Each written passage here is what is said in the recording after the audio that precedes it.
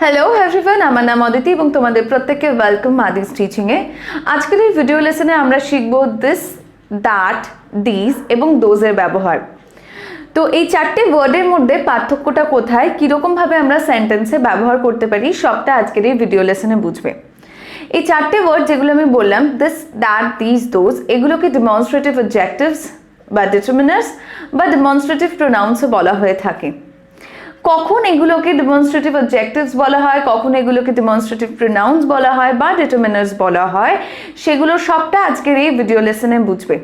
তো একটু বোর্ডটা খেয়াল করে দেখো, আমি অলরেডি কিছু সেন্টেন্স লিখে রেখেছি। প্রথমে এই দিকে যে সেন্টেন্সটা আছে, দিস বুক ইজ নিউ, এইটা আগে খেয়াল করো। দিস বুক ইজ নিউ, আগে আমাদের বুঝতে হবে কোনটা ডেমনস্ট্রেটিভ অবজেক্টিভ, কোনটা ডেমনস্ট্রেটিভ প্রোনাউন।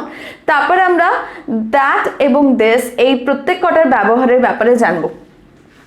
তো দিস বুক ইজ নিউ, এটা দেখো দিসটা বসেছে, বুক এটা হচ্ছে নাউন, নাউনের আগে। তো যখন দিস এরকম নাউনের আগে বসে নাউনটাকে বোঝাতে সাহায্য করবে, কোন বইটা বলেছে, এই বইটা, কোন বইটা, এই বইটা। তো যখন এই নাউনটাকে বোঝাতে সাহায্য করছে, তখন আমরা এই দিসটাকে বলি ডেমনস্ট্রেটিভ adjectives। যারা অলরেডি আমার অবজেক্টিভের ভিডিও লেসন দেখেছে তারা বুঝতে পারবে যে ডেমনস্ট্রেটিভ অবজেক্টিভের সময় আমরা কিন্তু দিস, দ্যাট, দিস, দোজ এই চারটে ওয়ার্ড ব্যবহার করি। কখন ব্যবহার করি, এই যে দেখো যে ডেমনস্ট্রেটিভ অবজেক্টিভ কখন হলো, যখন এই দিস বা দ্যাটও থাকতে পারতো এই জায়গায়, বা দিস থাকতে পারতো, বা দোজ থাকতে পারতো। যখন এই ওয়ার্ডগুলো নাউনের আগে বসবে তখন আমরা সেটাকে ডেমনস্ট্রেটিভ অবজেক্টিভ বলবো। এবং খালি নাউনের আগে বসলেই না, নাউনটাকে বোঝাতে সাহায্য করবে যে জিনিসটা কি, কোন জিনিসটা, এই বইটা, ওই খাতাটা, এরকম। তো এটা ডেমনস্ট্রেটিভ অবজেক্টিভস হলো এবং এটাকে ডেমনস্ট্রেটিভ ডিটারমিনার্সও বলা হয়।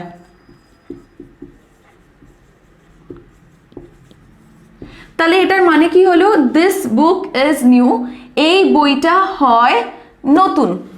এবার এই সেম সেন্টেন্সটাকে, এই সেম লাইনটাকে আমি আরেকভাবে বলতে পারি, সেটা হচ্ছে this is a new book.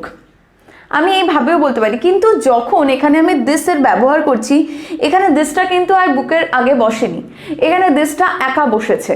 তখন এই ক্ষেত্রে এটা হয়ে যাবে ডেমনস্ট্রেটিভ প্রোনাউন।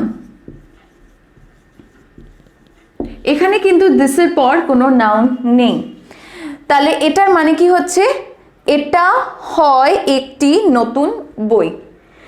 দুটোর মানে কিন্তু সেম, খালি দিস এর বসার জায়গাটা, মানে দিস এর জায়গাটা এবং দিসের মানেটা খালি এখানে আলাদা।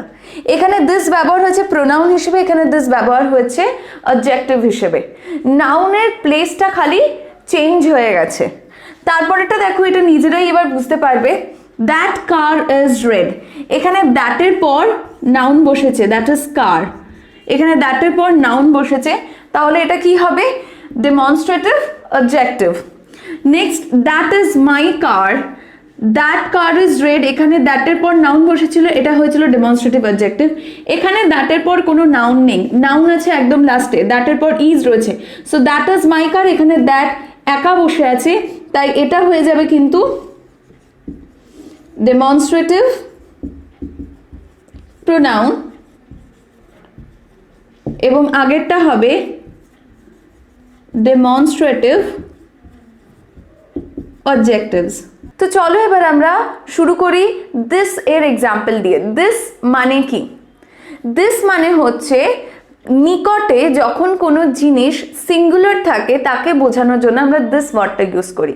কি বললাম, কাছে একটা জিনিসকে বোঝানোর জন্য আমরা দিস ব্যবহার করি। যেমন এটা হলো আমার বই, তো দিস এর মানে হলো এটা, দিস এর মানে হলো এটা।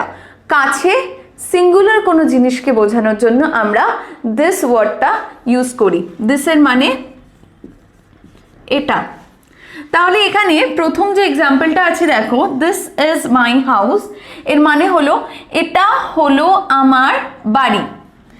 This dog is cute, this dog is cute, এই ডগটা হলো কিউট। এটাকেই আমি আরেকভাবে লিখেছি this is a cute dog. তাহলে পার্থক্যটা এই দুটোর মধ্যে কোথায়? ঠিক যেটা আমি একটু আগে তোমাদের বোঝালাম, এটা হচ্ছে ডেমনস্ট্রেটিভ অ্যাডজেক্টিভ এবং এটা হচ্ছে ডেমনস্ট্রেটিভ প্রোনাউন।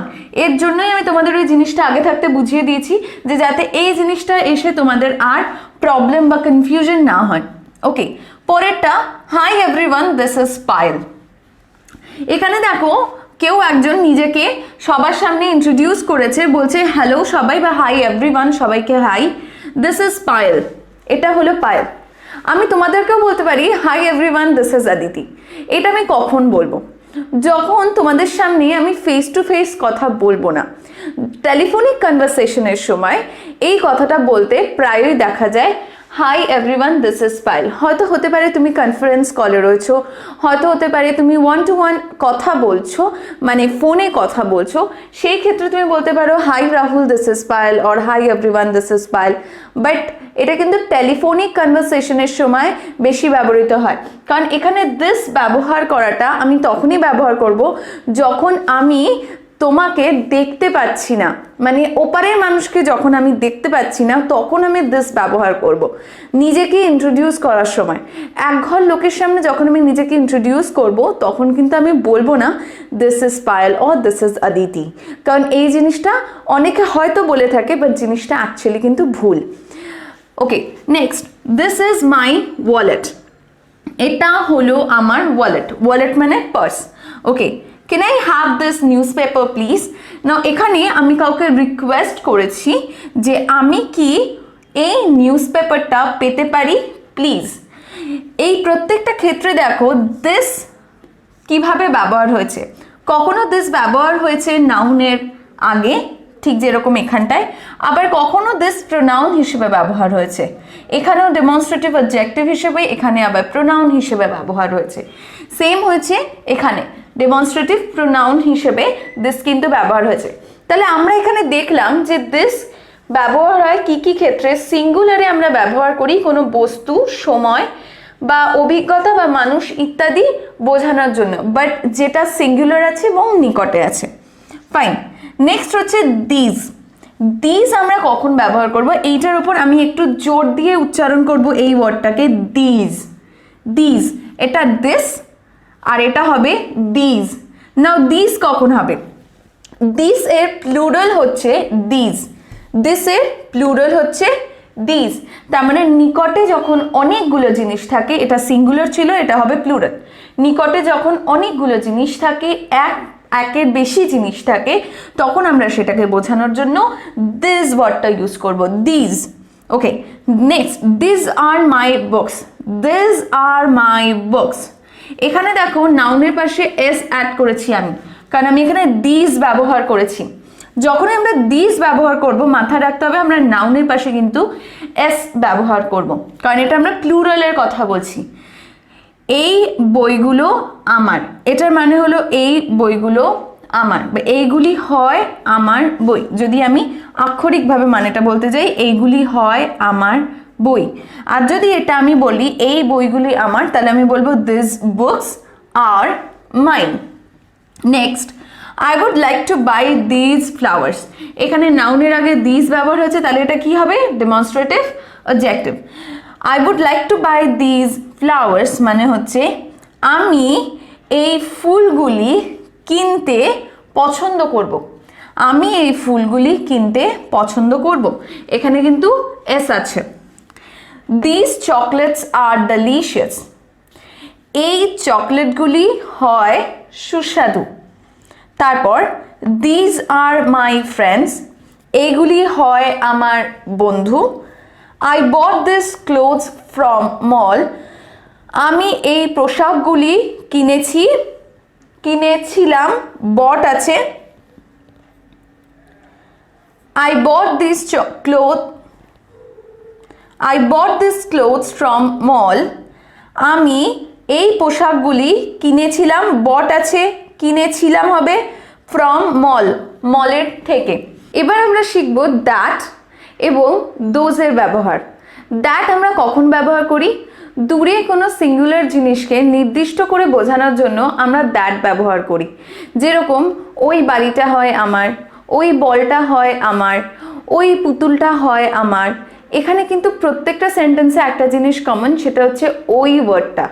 তো দ্যাট এর মানে হচ্ছে ওই বা ওটা। দূরে কোনো জিনিস, সিঙ্গুলার জিনিসকে বোঝানোর জন্য আমরা দ্যাট ব্যবহার করি। যেরকম ফার্স্ট এক্সাম্পলটা আছে, that is my house. That is my house মানে ওটা হলো আমার বাড়ি। তারপর I have never seen you wearing that shirt. আমি তোমাকে কোনো দিন ওই শার্টটা পরতে দেখিনি।